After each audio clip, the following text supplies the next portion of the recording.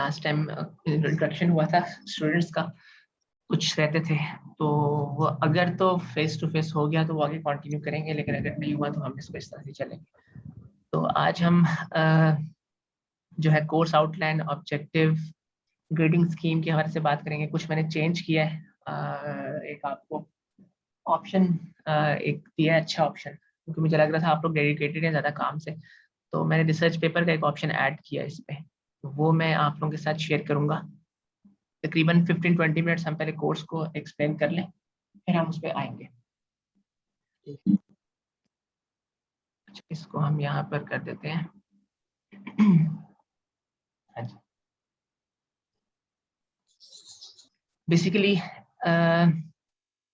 जो ये एआई का कोर्स है हमारा, इसमें हम लोग स्टार्ट लेंगे आर्टिफिशियल इंटेलिजेंस से। आर्टिफिशियल इंटेलिजेंस बेसिकली आप कह सकते हैं कि ट्रेडिशनल, जिस तरह से अब मैं इसको एक्सप्लेन करूँ तो देखें, जो वर्किंग हो रही हो आज से 10-20 इयर्स 30 इयर्स बैक, उसको कन्वेंशनल या ट्रेडिशनल कहा जाता है। तो इसमें इसको ट्रेडिशनल हम कह सकते हैं कि ये एआई है। कि आजकल जो एआई का नाम लिया जाता है ना, जो काम हो रहा है, या आजकल जो हम कहते हैं आर्टिफिशियल इंटेलिजेंस है ये, तो बेसिकली वहां पर जो कॉन्सेप्ट आता है वो डीप लर्निंग का आता है। मैं उस पर थोड़ा सा आज इंट्रोडक्शन में बात करूंगा, एंड में कि वो क्या चीज़ है। तो जो एआई है ना बेसिकली, जिसका हम अभी तकरीबन तकरीबन नेक्स्ट में हम एआई को मजीद बेसिक्स से एक्सप्लोर करेंगे, और उसके बाद जो हमारा नेक्स्ट वीक का फोर्थ जो वीक है ना, वहां से हम जनरेशन से स्टार्ट करेंगे, फर्स्ट जनरेशन से। तो तकरीबन तकरीबन आफ्टर मिड्स हम मशीन लर्निंग और डीप लर्निंग को टच करेंगे एंड में। ऑल्दो कि वो ऑप्शनल है कि इस कोर्स में उसको पढ़ाया जाए या ना पढ़ाया जाए, लेकिन मैं उसको एंड में ना कवर अप करूंगा, ताकि जो लोग इसमें आगे काम करना चाहेंगे और फ्यूचर एमएस में आना चाहें, या फर्दर अगर इस मुल्क या इस मुल्क से बाहर आप लोग जाना चाहें, तो न्यूरल नेटवर्क्स या डीप लर्निंग या मशीन लर्निंग का हम कहीं जिक्र करें, उसमें जो है ज़्यादा उसका फ्यूचर जो है वो इस साइड पे जो है ना, वर्ल्ड साइड पे जा चुका है। तो बेसिकली हम जो एआई के जो ट्रेडिशनल टॉपिक्स हैं जो कि यहाँ पर मेंशन है, इसको कहते हैं, जो कि यहाँ फर्स्ट 2 पार्ट्स है ना, तो सिंबॉलिक एआई भी कहा जाता है। जब हम जनरेशन पे आएंगे ना, सेकेंड थर्ड, तो आपको ये चीज़ें बेहतर क्लियर हो जाएंगी। सिंबॉलिक एआई मीन्स कि हर चीज़ सिंबल से हर चीज़ बताई जाए, और जो नॉन सिंबॉलिक है वो दैट मीन्स के उसमें हर चीज़ बताई ना जाए, डाटा की बेस पे इंफॉर्मेशन निकाली जाए। तो वही जो मैं अभी बात करता आ रहा हूँ स्टार्ट से, मशीन लर्निंग या डीप लर्निंग, तो वो बेसिकली वो डाटा में से इंफॉर्मेशन निकाली जाती है, बेसिकली डाटा में से, कि जो सारा काम हो रहा है वो डाटा में से ही हो रहा है। मीन्स के हर चीज हमने बतानी नहीं है, हमने जस्ट डाटा देकर एल्गोरिथम डिफाइन करना है, और आगे उस डाटा में से आगे लर्निंग। ऑब्वियसली जब डाटा बीच में आएगा और डाटा में से लर्निंग होती है, टाइम लगेगा। तो अभी हम बात करेंगे जब डीप लर्निंग पे आएंगे, जिसमें तकरीबन 10 आवर्स 20 आवर्स भी लग जाते हैं लर्निंग में। खैर अभी हम जो है तकरीबन वेरी बेसिक्स ऑफ एआई इसमें करेंगे, तकरीबन 6-7 डेफिनेशंस मैंने यहाँ ऐड किए। फिर एंड में थोड़ा सा मैं machine learning deep learning comparison पे बात करूंगा। The study of how to make computers do think that people do better. मतलब अब यहाँ पर डेफिनेशंस जितनी भी हैं, सारी बात एक ही है, लेकिन वर्ड्स जो है उसका चुनाव डिफरेंट है। ये बेसिकली हम हमारे पास कंप्यूटर्स इस तरह के हों जो कि सोच सकें, थिंक कर सकें और डिसीजन ले सकें in some sense. Study of how to make computers solve problems which require knowledge and intelligence. जो नेक्स्ट लेक्चर में हम आएंगे ना, तो उसमें हम पहले नॉलेज और इंटेलिजेंस से स्टार्ट करेंगे एआई को। ये ज्यादा बेसिक था, अब अगला थोड़ा इससे हम डेप्थ में जाएंगे, एआई के बिल्कुल बेसिक से स्टार्ट करेंगे। तो बेसिकली हमारे पास जो एआई है, that is problem solving with knowledge and intelligence. अच्छा, एक और टर्मिनोलॉजी जो यूज होती है आर्टिफिशियल इंटेलिजेंस के लिए वो है मशीन्स विद माइंड्स। मशीन्स वो जो कि सोच सकें।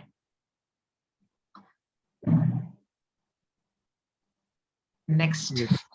इसके automation of activities that we associate with human thinking. मतलब हम ऐसी एक्टिविटी जिसको हम कह सकें कि ये ह्यूमन कर सकता है और वो मशीन कर रही है। नेक्स्ट इज ऐसी इंटेलिजेंस जो कि इंसान परफॉर्म कर सकते हैं वो मशीन्स परफॉर्म कर रही है। ठीक है, बेसिकली ये जितनी भी डेफिनेशन है मकसद इसका यही है कि intelligence in some sense, concept of intelligence आ जाए इन सम सेंस, जिसकी वजह से ऑटोमेशन हो जाए, डिसीजन मेकिंग जो है वो इंसान के बगैर हो जाए। अच्छा, इसमें अगर हम बात करें एप्लीकेशन में, तो अगर हम रिसर्च की बात करें कि रिसर्च किस साइड पे हो रही है, अगर हम बात करें बिजनेस पर्सपेक्टिव, क्योंकि मैंने ये शायद लास्ट में अगर कुछ स्टूडेंट्स थे हमने बात की थी कि एक्चुअली यहाँ ना थोड़ा सा प्रॉब्लम है, ये है कि बैकग्राउंड में ना फुल जो है वो आंधी तूफान वाला सिलसिला है, तो शायद नॉइज हो थोड़ा सा। एक मिनट से।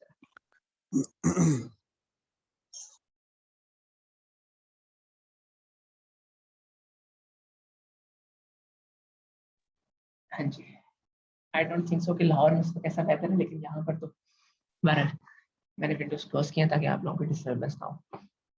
हाँ जी, एक तो ये ना कि अभी जब हम जनरेशन्स की बात करेंगे, एआई की फर्स्ट जनरेशन आई, फिर सेकंड आई, फिर थर्ड आई, उसमें स्पेसिफिकली हर जनरेशन में कोई ना कोई टेक्निक आई होगी, उसके प्लस माइनस आएंगे। ये जब आप लोग कोर्स पूरा पढ़ेंगे तो आप लोगों को ये पता चलेगा कि रिसर्च में क्या क्या चीज़ें इन्वॉल्व होती हैं,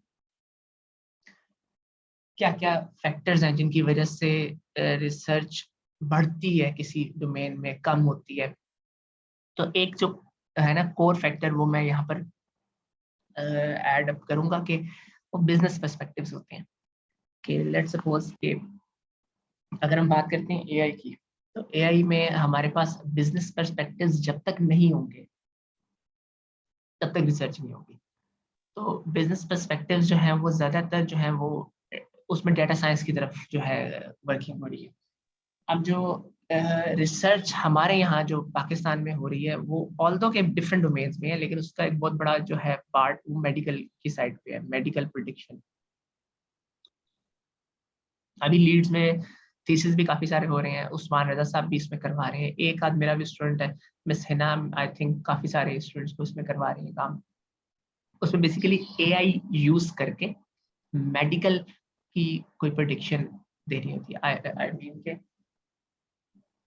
लेट सपोज कि उसमें हमारे पास कोई डाटा अवेलेबल है, उस डाटा की बेस पे सम सॉर्ट ऑफ प्रेडिक्शन के उसमें क्लासिफिकेशन टास्क हो सकता है कि हम क्लासेस में डिवाइड कर दें या इस तरह से डिफरेंट टास्क हैं। तो वर्ल्ड वाइड अभी इसमें बिजनेस पर्सपेक्टिव्स उतने इन्वॉल्व नहीं हुए। जो बात मैं यहाँ करना चाह रहा हूँ वो एप्लीकेशन की डिटेल में जाना नहीं चाह रहा, मैं ये करना चाह रहा हूँ बात के सपोज आप इमेजिन करें कि एक एआई बेस्ड सिस्टम है जो कि एक डॉक्टर को असिस्ट कर रहा है। दैट मीन्स कि डॉक्टर के पास एक एक्सरे आता है, वो उसे स्कैन करके एक सिस्टम को दे दे और वो उसे प्रिडिक्ट करके बताए कि इसमें डिजीज है कि नहीं है। अब क्वेश्चन यहाँ ये है, जो पॉइंट मैं अभी इंट्रोडक्शन की बेस पे करना चाह रहा हूँ वो ये कि अगर उसकी देखिए मशीन और इंसान में डिफरेंस है। अच्छा, Yes. ऐसा नहीं है कि इंसान गलती नहीं कर सकता। मेडिकल की फील्ड में अगर हम गलतियों की बात करें, मेडिकल एरर एक टर्मिनोलॉजी है, इसकी बहुत सारी टाइप्स हैं। तो उसमें जिक्र आता है कि मेडिकल डोमेन में किस किस तरह से डॉक्टर्स मिस्टेक कर जाते हैं। तो अगर हम मशीन्स की बेस पे बात करें तो उसने कोई ना कोई इन्फॉर्मेशन निकालनी है, उस इन्फॉर्मेशन की बेस पे कोई ना कोई प्रिडिक्शन करनी है। अब वो इन्फॉर्मेशन रॉन्ग भी हो सकती है, अगर वो कोई फीचर्स निकाल रहा है, कोई एक से एक पैरामीटर जोड़ रहा है, तो वो कोई ना कोई उसमें गलती का चांस होता है। तो जब हम बात करते हैं सिस्टम की एक्यूरेसी की, वो लेट्स सपोज 60% आई है, 70% आई है, 80% आई है, तो हम रिसर्च में तो कह देते हैं हमने 75% अचीव कर लिया है। लेकिन अगर हम बात करें इन एक्चुअल सेंस कि हमारे पास 10 पेशेंट्स हैं, हमने अराउंड 6 और 7 पेशेंट्स, थोड़ा सा आपके बैकग्राउंड में नॉइज होगा वो ड्यू टू रेन। अच्छा, अगर हम बात करें 6-7 पेशेंट्स की उसने एक्यूरेसी ठीक बताई है और 3 को रॉन्ग से प्रिडिक्ट कर दिया, तो क्या हम उस पर रिलाई कर सकते हैं?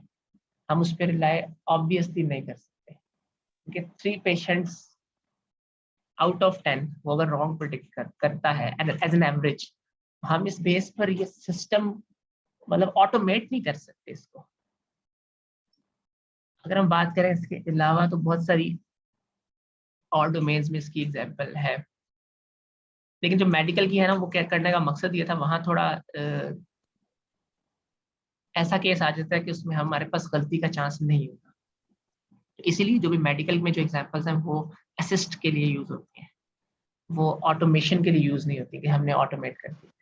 अब जब मैंने आप लोगों को जो ये रिसर्च पेपर का मैंने आपको आइडिया देना है, वो कि आप लोगों ने इस पर वर्किंग करनी है सेशनल्स के लिहाज से, मैंने उसकी वेटेज जो है ना वो मिड फाइनल से थोड़ी कम करके उसमें ज्यादा करती है, क्योंकि मे बी के 1 वीक से 1 और 2 वीक आगे चला जाए, तो उस लिहाज से मैंने वो आगे कर दिया। तो उसमें आप लोग जो है ना रिव्यू टाइप चीजें स्टडी करेंगे, रिव्यू पेपर, उसमें ये होगा कि आप लोग जो राइटिंग करेंगे ना एक रिसर्च पेपर की, तो आप लोगों के पास डिफरेंट स्टूडेंट्स जो है वो डिफरेंट एप्लीकेशन पे काम कर सकते हैं। अब मैंने ग्रुप भी कर दी है, तो लास्ट टाइम मैंने कहा था इंडिविजुअल होगी, वो ग्रुप कर दी, खैर उस पर बात करते हैं। पॉइंट यहाँ ये था कि उसमें बहुत सारी जो है वो एग्जाम्पल्स आएंगी, जो कि आप लोगों के साथ जो है काफी ज्यादा आप लोगों को इंफॉर्मेशन होगी। अच्छा, लास्ट मेरी यहाँ पर स्लाइड है, वो ये है कि बेसिकली इन 4 का मैं आज बताना ही चाह रहा हूँ कि डिफरेंस किस तरह से है। अगर हम बात करेंगे जनरेशन वाइज, स्टार्ट की जो जनरेशन थी वो एआई पर थी बेस। जो अच्छा, अगर हम बात करें ना एआई का जो फील्ड है, ये जो नेक्स्ट 3 जो है ना वर्ड्स लिखे हैं, machine learning, neural network, deep learning, ये एआई में ही आते हैं। एआई के सब्जेक्ट में हम बात करें तो ये सारी चीजें कवर अप होती हैं। AI without learning, AI with learning, और AI with learning is machine learning. और मशीन लर्निंग के अगर हम कहें 20 चैप्टर्स हैं, तो एक चैप्टर न्यूरल नेटवर्क्स है, और न्यूरल नेटवर्क्स की एक्सटेंशन डीप लर्निंग है। सर ये वाला जरा दोबारा रिपीट करना जो अभी बताया। हाँ जी, मैं रिपीट करूँ। देखिए, बेसिकली जब स्टार्ट हुआ था ना, जो हम अभी लेक्चर्स में भी नेक्स्ट में तो खैर एआई पे बात करेंगे, उसके बाद जनरेशन स्टार्ट करेंगे, तो हम एआई का वेरी स्टार्ट से बात करेंगे, कहाँ से स्टार्ट हुई और किस तरह से क्या क्या चीजें आई और इस तरह से। तो एआई में उसके बाद जब हमने हर चीज जो थी ना सिंबॉलिक में डिफाइन करनी पड़ रही थी, फिर जब मशीन लर्निंग का कॉन्सेप्ट आया, वो यही है कि डाटा में से लर्निंग की जाए। तो एआई का एक, लेट्स सपोज हम करें 10 चैप्टर्स थे बुक के, तो एक चैप्टर लर्निंग के साथ हो गया मशीन लर्निंग। मशीन लर्निंग में एक टेक्निक है न्यूरल नेटवर्क्स, मशीन लर्निंग की टेक्निक है, मतलब न्यूरल नेटवर्क्स जो है वो लर्निंग टेक्निक है, वो मशीन लर्निंग के अंदर आ जाती है टेक्निक। तो मशीन लर्निंग में लेट्स सपोज अगर हम कहें 20 टेक्निक्स अवेलेबल है, तो उनमें से एक टेक्निक न्यूरल नेटवर्क्स है। तो न्यूरल नेटवर्क्स पे जब बात मजीद हुई, तो कॉन्सेप्ट आ गया फिर बिग डाटा का, कि डाटा इंक्रीज होता है। डाटा साइंस की डोमेन भी वहीं से ओरिजिनेट हुई है। डाटा कलेक्ट करना इजी हो गया, ये आप शायद डाटा साइंस पढ़े होंगे, वहां पर भी आपको चीजें आएंगी। तो वहां पर फिर आगे न्यूरल नेटवर्क्स में जो जो हम बात करेंगे न्यूरल नेटवर्क्स की, तो उसमें जो बेसिकली एक मॉडल था ना न्यूरल नेटवर्क का, उसको मल्टीप्लाई कर दिया गया। सेम वही मैथमेटिक्स जो है वो मल्टीप्लाई कर दी गई, उसे कहते हैं लेयर्स बढ़ा दी गई उसी न्यूरल नेटवर्क्स के मॉडल की। जब वो लेयर्स बढ़ा दी गई, तो बेसिकली उसको डीप लर्निंग टेक्निक या डीप न्यूरल नेटवर्क्स कह दिया गया। तो आई थिंक इस पे हो गया होगा क्लियर। अच्छा, फर्दर मैं अगर से बात करूं कि हम लोग इस कोर्स में एआई को टच करके मशीन लर्निंग के तकरीबन स्टार्ट करेंगे।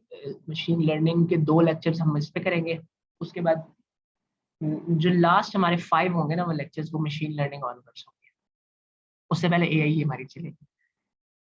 तो फर्दर आप लोगों के पास जो ऑप्शन होगा उसमें रिसर्च पेपर का जो मेरा आपसे माइंड है कि आप लोग एक लिख लेंगे, तो मुझे लगा कि आप लोग लिख सकते हैं, तो वो आप लोग इन चारों में से किसी भी में भी कर सकते हैं। बेसिकली चीज एक ही है, सिस्टम को ऑटोमेट करना है। तो उसमें एक रिव्यू टाइप मेरा है माइंड कि आप लोग राइटिंग कर लें, ऑल दो कॉन्फ्रेंसेस जो है वो बंद है इस सीजन में कोविड की वजह से। अब अगर हम आए तो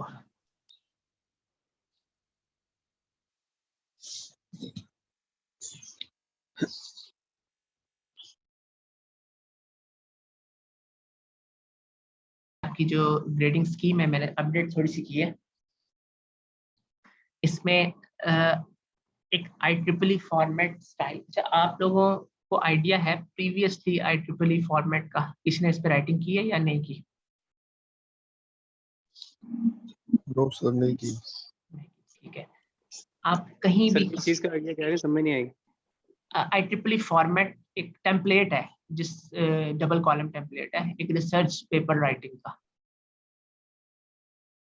नो सर, हमने इस पे काम नहीं किया। ठीक है, आइडिया वर्ल्ड में जितनी भी कॉन्फ्रेंसेस होती है ना, अच्छा पहली तो चीज उसमें आ जाती है, जहाँ देखें सबसे पहले एक रिसर्च होती है, उसमें कोई ना कोई नई टेक्निक बनती है, प्लस माइनस करके उसको उसके रिजल्ट्स आते हैं, फिर मजीद उस पर काम लोग करते हैं, और जब वो एक टेक्निक जो है वो समझी मानी जाती है, तो वो जिस तरह एक थीसिस स्टूडेंट्स होते हैं, रिसर्च स्टूडेंट्स होते हैं, वो उसको पब्लिश करवाते हैं। पब्लिश कराने के जो तरीक़ेकार हैं वो कॉन्फ्रेंसेस भी हैं, जर्नल्स भी हैं, दो साइड्स होती हैं।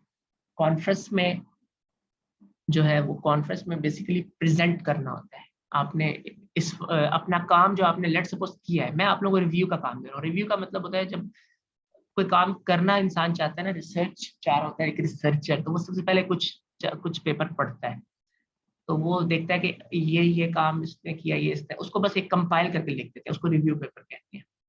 तो मेरा माइंड ये है कि इसमें एक रिव्यू पेपर हो जाए, लिखा जाए इस डोमेन में। उसमें टेक्निक्स का बेशक डिटेल में आइडिया ना हो, बस वो होता है कि इस एप्लीकेशन में ये टेक्निक्स यूज है, ज्यादा इसमें काम होता है। उसके बाद फिर आगे नेक्स्ट स्टेप मेथोडोलॉजी का आता है, वो खैर इस कोर्स में तो नहीं है। नेक्स्ट ये कि कॉन्फ्रेंस में जिसने पब्लिश करवाना होता है वो अपना वर्क लिखता है कॉन्फ्रेंस टेम्पलेट पे, उसके बाद वो सबमिट करवाते हैं आगे कॉन्फ्रेंसेस को। शायद आप लोगों ने पहले कॉन्फ्रेंसेस का नाम सुना होगा कि जो वर्ल्ड में होती आ रही है पाकिस्तान। मैंने first time I think 2000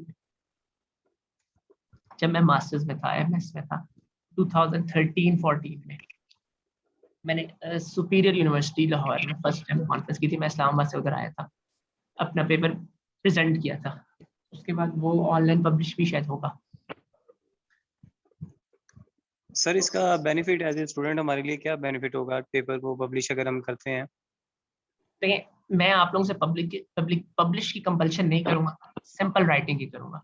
publish आपके अपने पर है कि आप लोग कब करवा लें, पहली चीज तो ये। दूसरी चीज ये कि इसका फायदा ये होता है कि सबसे पहली चीज कि आपको रिसर्च का आइडिया होता है, कि आपको समझ आ जाता है कि दुनिया में काम किस तरीके से हो रहा है, रिसर्चर्स क्या कुछ कर रहे हैं, किस तरह काम लोगों ने किया है, लिखा है, पब्लिश करवाया है। देखें आपकी CV में ना, जिस तरह एजुकेशन का एक होता है ना, एजुकेशन का आपका एक सेक्शन होता है, एक्सपीरियंस का सेक्शन होता है, उसके बाद एक एंड में सेक्शन आता है रिसर्च पब्लिकेशंस।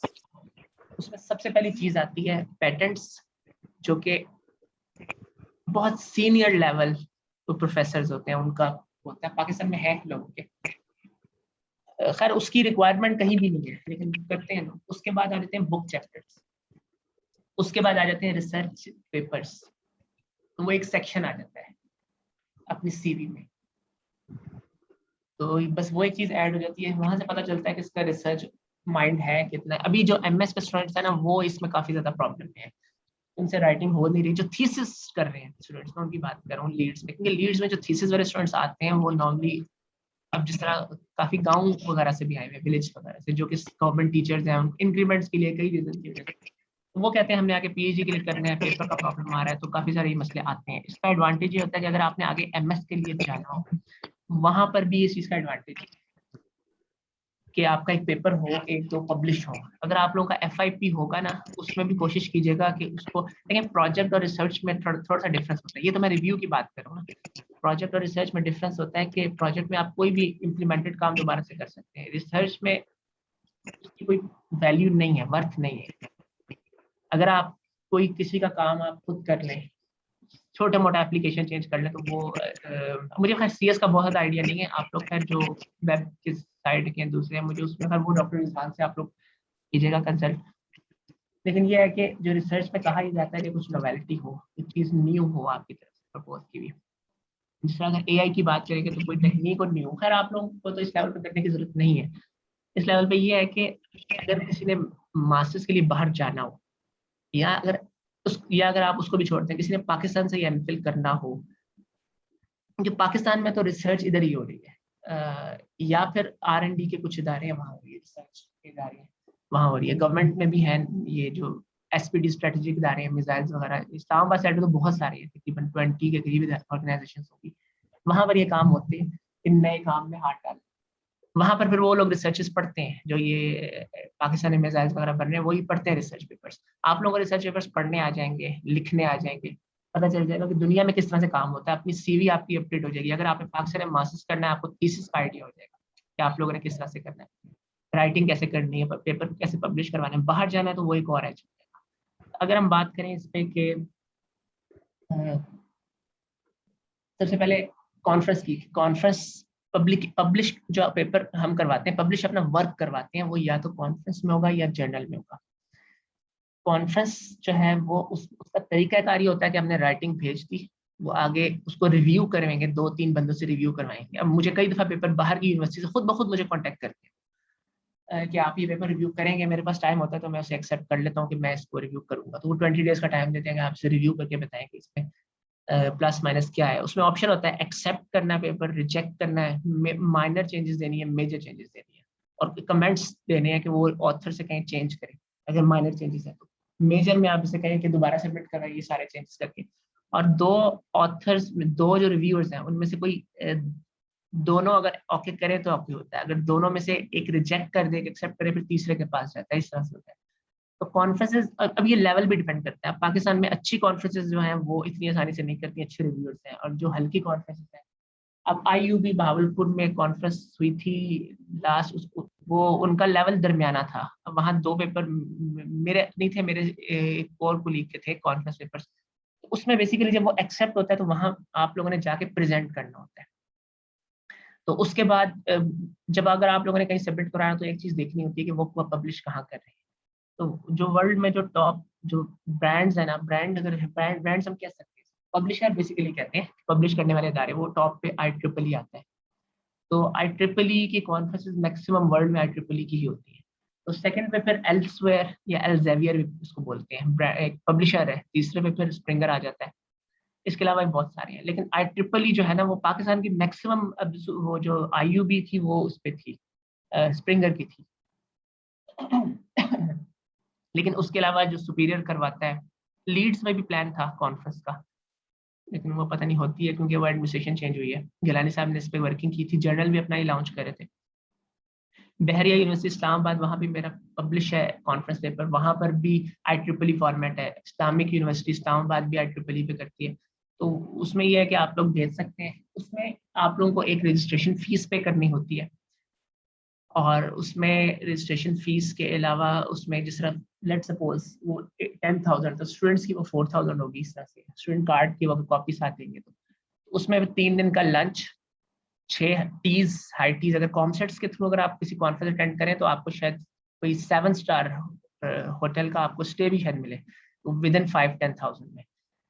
तो वो डिफरेंट होता है। अब कॉमसेट्स जो है वो भूरबन में मैंने अटेंड की, इस्लामाबाद की है, PC लाहौर में मैंने काफ़ी साल पहले अटेंड की है कॉन्फ्रेंस। तो उसमें यह है कि कॉन्फ्रेंस या तो यूनिवर्सिटी में होती है या किसी होटल्स वगैरह में होती है। अच्छा, अब अगर बात करें जर्नल, तो जर्नल में आपने सिर्फ उनके टेम्पलेट पे पेपर भिजवाना होता है।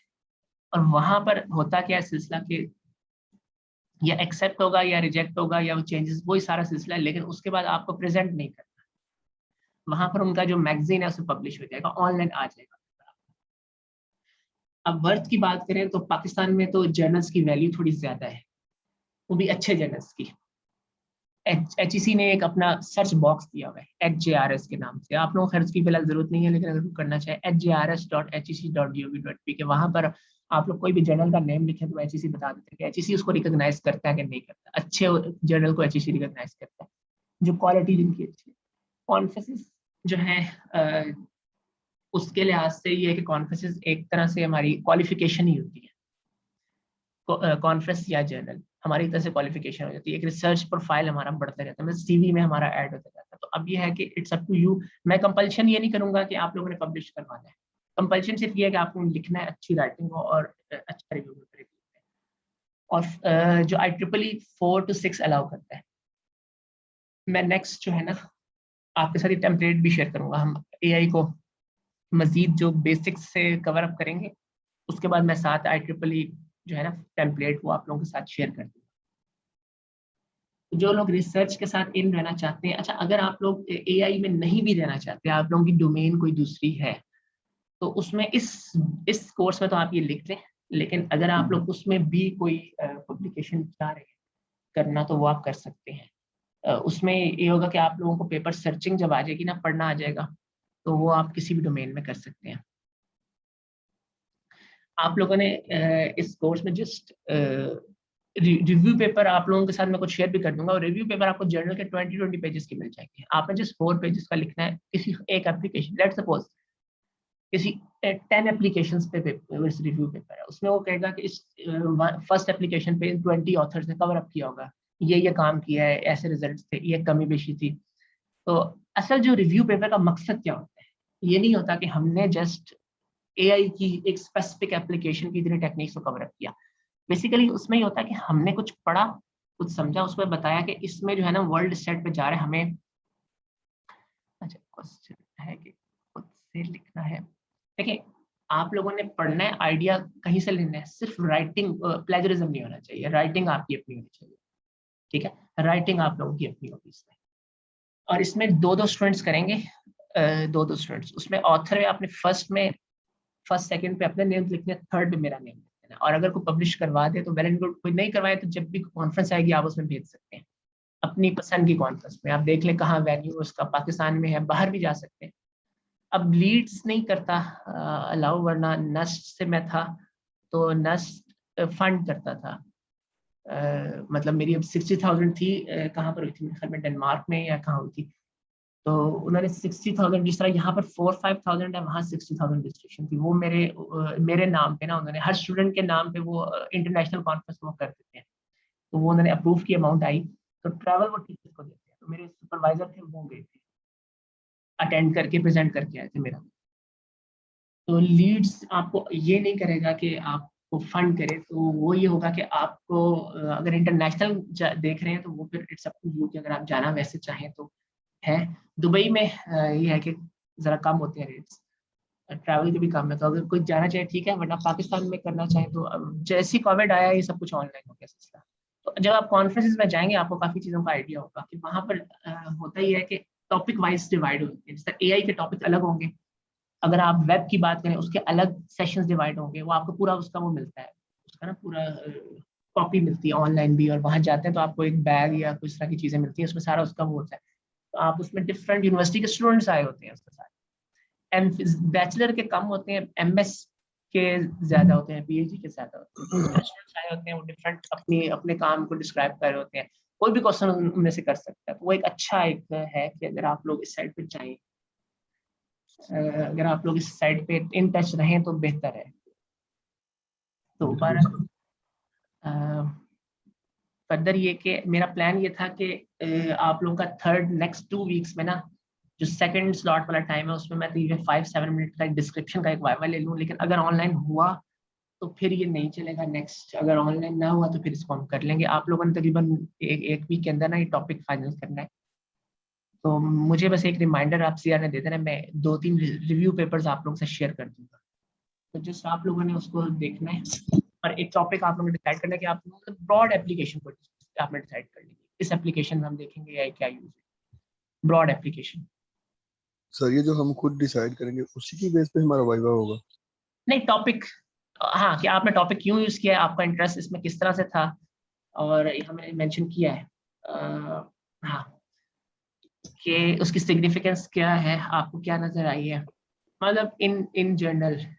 एक जिसे कहते हैं ना कि अगर आप FIP करेंगे ना तो सबसे पहला क्वेश्चन होता है कि व्हाई दिस टॉपिक, मोटिवेशन इसे कहते हैं, मोटिवेशनल जो इसका पर्सपेक्टिव है उस लिहाज से। तो वो अगर ऑनलाइन ना हुआ तो फिर तो, सॉरी, अगर फेस टू फेस ना हुआ तो फिर तो मैं आप लोगों से कहूँगा थोड़ा कंबाइन करके मुझे डॉक्यूमेंट में दे दें या ईमेल कर दें, फिर तो इस तरह ऑनलाइन ही चलता। तो जो आप लोगों के मिड के मार्क्स है ना 30, इसमें 5 मार्क्स में इसके ऐड कर दूंगा, तो आप लोगों के ये 30 में वहाँ पोर्टल पे रखूंगा। अब इन्होंने सिस्टम चेंज किया तो मिड के एग्जाम के तकरीबन 7 डेज 10 डेज के अंदर हमें मार्क्स अपलोड करने होते हैं, और हमारे पास चेंज का राइट बाद में नहीं रहता, उस वक्त होता है लेकिन बाद में नहीं होता। तो इसलिए ये जो है मैं इसी में 25+5 ये कर दूंगा, बाकी जो सेशनल्स हैं और फाइनल्स के साथ जो आप लोगों का प्रेजेंटेशंस भी होंगी, और साथ में उसका पेपर जो आपने राइटिंग करनी है। IEEE जो फॉर्म है, जो उसका फॉर्मेट है, टेम्पलेट है, वो नेक्स्ट आप लोगों के साथ मैं यहाँ वर्ड का शेयर कर दूंगा और आप लोगों को ऐसे भेज दूंगा। सिर्फ उसमें आपने जाके ना उस टेम्पलेट के अंदर जाके आपने लिखना है, टाइप करना है, अपना टाइप करना है। 4 page is not a big deal, आप लोग इजीली ये तकरीबन 2 मंथ्स में कर सकते हैं। और प्रेजेंटेशन हम अगर स्टार्ट करेंगे थोड़ी पहले स्टार्ट कर लेंगे 6 से, उसमें ये इशू नहीं आएगा कि वो आप लोगों ने राइटिंग बेशक कंप्लीट ना हो। सर इसके टॉपिक्स के हवाले से भी थोड़ा सा गाइड कर देंगे, इसमें कौन कौन से टॉपिक्स हम कवर कर सकते हैं या किस तरह हो सकते हैं? उसमें आपने रिव्यू टाइप लिखना है कि किसी एप्लीकेशन में क्या क्या AI कितनी यूज हुई है। मैं उस सिलसिले में ना 2-3 पेपर्स आपके साथ शेयर कर दूंगा। सही है सर। तो फर्दर ये कि कोर्स के हवाले से ये कि नेक्स्ट जो है हमारा नेक्स्ट AI की जरा डिटेल में जाएंगे हम उसके बाद से हम जनरेशन 1 से स्टार्ट करेंगे, और फिर हमारा जो लास्ट जो पार्ट होगा ना, लास्ट जो 4 वीक्स होंगे, वो हम जरा जो लेटेस्ट जो आजकल चल रहा है तो उस पर जरा बात करेंगे, ML और DL पे। और प्रेजेंटेशन आप लोगों की 6 से मेरा प्लान है वो आप लोग उस पर रेडी कर लीजिएगा, जितना वर्क हो गया उतने उसके अकॉर्डिंग आप लोगों की मेरे हिसाब से तो मिड तक हो जाना चाहिए, पेपर ही राइट हो जाना चाहिए, is not a big deal. दूसरी चीज ये कि अगर ऑनलाइन होता है तो फिर इसका हम देख लेंगे प्रेजेंटेशन क्या, मे बी जब ऑनलाइन खत्म हो फेस टू फेस हो, फिर इट्स अप टू यू कि आप लोग किस तरह इसको करते हैं। ठीक से आप लोगों की ना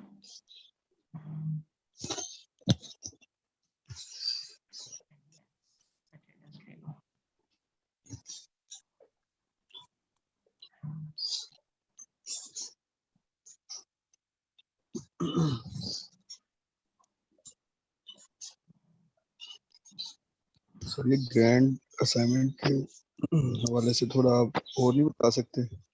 मैं आप लोगों के साथ ना एक 2-3 पेपर शेयर कर दूंगा, नेक्स्ट में एक टेम्पलेट आप लोगों के साथ लिया हुआ है, वो टेम्पलेट जब सामने होगा तो आपको क्लियर हो जाएगा कि आप उसमें राइट करते हैं। जी जी, थैंक यू सर। तो ये ऐसा टफ नहीं है, मुझे पता है आप लोग BS के हैं, तो ऐसा कोई इसमें वो नहीं होगा प्रॉब्लम कि आप लोग कहें कि सर एकदम पता लग गया था करना क्या है, फिर तो प्रॉब्लम आप लोगों ने नहीं एक AI की कोई भी application based review paper search करने हैं 2-3, उसको फिर आपने अपने वर्ड्स में जो है ना वो राइट करना है। उनकी समरी नहीं, आपने भी रिव्यू पेपर ही लिखना है जिस तरह उन्होंने लिखा होगा, आपने कुछ शॉर्ट फॉर्म में लिखना है। अगर 20 पेजेस का तो आपने 4 पेजेस पे लिखना है, थोड़ी सी आपने डायरेक्शन ठीक अपनी सही रखनी है। उसने टेबल की सही है तरह सही है सर। सर। लेकिन उसमें देखें बस आपने उधर से प्रेजेंटेशन हमने टेबल कॉपी पेस्ट नहीं इंस्पिरेशन। करना। हाँ, जी जी जी। टेबल कॉपी पेस्ट नहीं करने, आपने अपने बनाने। कोई ग्राफ आ जाए तो वो आपने अपना बनाना है, कॉपी पेस्ट, क्योंकि ये मेरी कोशिश होगी कि आप कल को कहीं ना कहीं पब्लिश करवा दें। Sure sir. हाँ, कंपल्शन नहीं मैं करूंगा, लेकिन ये है कि इट्स बेटर कि आप लोग सब करवा लें। तो सर जो प्रेजेंटेशन करनी है उसकी मतलब कि वो स्लाइड्स वगैरह होंगी या सिंपल हमने कोई आपको एक्सप्लेन ही करना है जो हमने रिव्यू उधर दिए हैं? प्रेफर तो ये है कि आप स्लाइड्स में डाल दें, जरा आसान हो जाएगा सारों के लिए फिर समझना, क्योंकि वही जो एक डाटा हमने फिर उधर लिखा है उसको इधर स्लाइड्स में हम कन्वर्ट कर लें? उधर ही, क्योंकि मैंने लास्ट टाइम एक दफा ये भी किया था, तो उसमें क्या हुआ था कि फिर क्लास को ना क्लियर नहीं होती चीजें, जो सारी क्लास बैठी होती सामने। जी जी उनको फिर ये चीजें नहीं उसमें डाटा फिर वही होगा कि जो हमने रिव्यू पेपर में लिखा है उसको कुछ हाँ जी शॉर्ट करके बिल्कुल, बुलेट्स हाँ वो ले बिल्कुल लें। वही चीज आपने एज इट इज, वही जो हेडिंग्स उधर होंगी आपने यहाँ एक्सप्लेन। सही है सर, ठीक है। ठीक है सर। ठीक है, आप लोग अटेंडेंस हो गई। ठीक है, फिर नेक्स्ट टाइम इंशाल्लाह मैं ये को जरा आप लोगों के साथ क्लियर डिटेल में एक्सप्लेन कर दूंगा, साथ में आपके साथ ना वो टेम्पलेट भी शेयर कर लूंगा। ये आप लोगों को मजा आएगा ये लिख के इसमें। और अगर आप लोगों को प्रेजेंट करता है जाके कॉन्फ्रेंस में, तो कॉन्फ्रेंस भी आप लोग एंजॉय करेंगे मोस्ट प्रॉब्ली। हाँ इंशाल्लाह सर। चलो ठीक है, thank you so much. So